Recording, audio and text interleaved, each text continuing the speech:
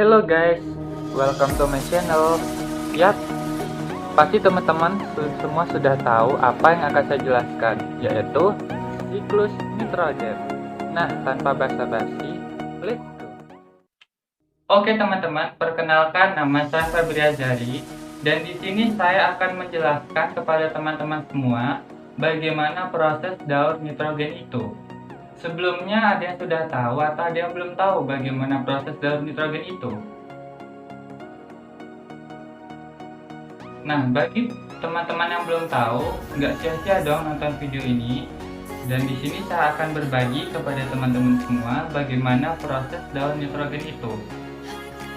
Nah, proses daur nitrogen yang pertama itu dimulai dari nitrogen yang ada di atmosfer diikat oleh bakteri fiksasi nitrogen, yaitu bakteri Rhizobium dan Azotobacter.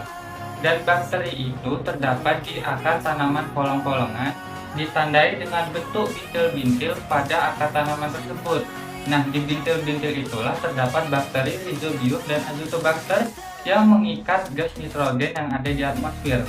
Nah, gas nitrogen itu berguna untuk proses metabolisme tumbuhan. Dan di manakah proses itu?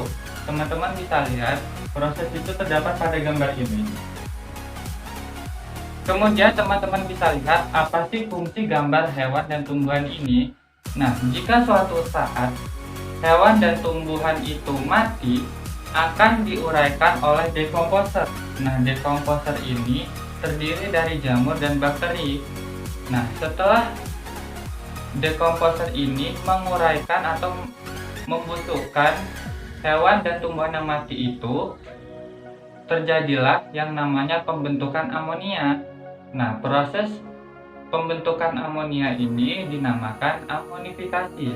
Nah, setelah terjadi pembusukan oleh dekomposer, baru kemudian terbentuklah yang namanya amonia atau amonium, dan proses pembentukan amonia ini dinamakan amonifikasi.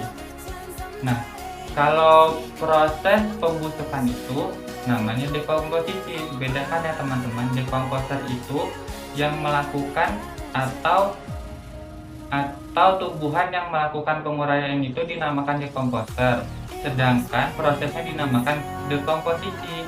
Nah, dari hasil proses tersebut terjadilah pembentukan amonium. Nah, proses dari pembentukan amonium itu barulah dinamakan dengan amonifikasi. Oke, lanjut. Setelah terjadi pembentukan amonia, kita lanjut ke proses pembentukan nitrit. Nah, proses pembentukan nitrit ini dibantu oleh bakteri yang namanya Nitrosomonas dan Nitrosococcus. Dan proses pembentukan amonia menjadi nitrit ini dinamakan nitritasi. Paham kan teman-teman? Proses pembentukan amonia menjadi nitrit dinamakan nitritasi dengan bantuan bakteri Nitrosomonas dan Nitrosococcus. Kemudian kita lanjut, dari nitrit terbentuklah nitrat dengan bantuan bakteri Nitrobacter. Nah, teman-teman, di sini dari pembentukan amonia menjadi nitrit menjadi nitrat itu dinamakan proses nitrifikasi. Kemudian nitrat ini bisa langsung digunakan oleh tumbuhan untuk mendukung proses metabolismenya dan dinamakan proses asimilasi, atau bisa langsung diuraikan ke udara oleh bakteri dan prosesnya itu dinamakan denitrifikasi dan berulang kembali siklusnya. Seperti itu. Intinya proses daur nitrogen itu dimulai dari pengikatan gas nitrogen oleh bakteri fiksasi nitrogen, kemudian ada juga melalui tumbuhan dan hewan yang mati yang diuraikan oleh dekomposer, kemudian terbentuklah menjadi amonia. Kemudian dari amonia itu terbentuk menjadi nitrit, kemudian nitrat, dan diuraikan kembali ke udara atau digunakan langsung oleh tumbuhan. Begitu teman-teman. Nah, jika saya ada kesalahan, saya mohon maaf.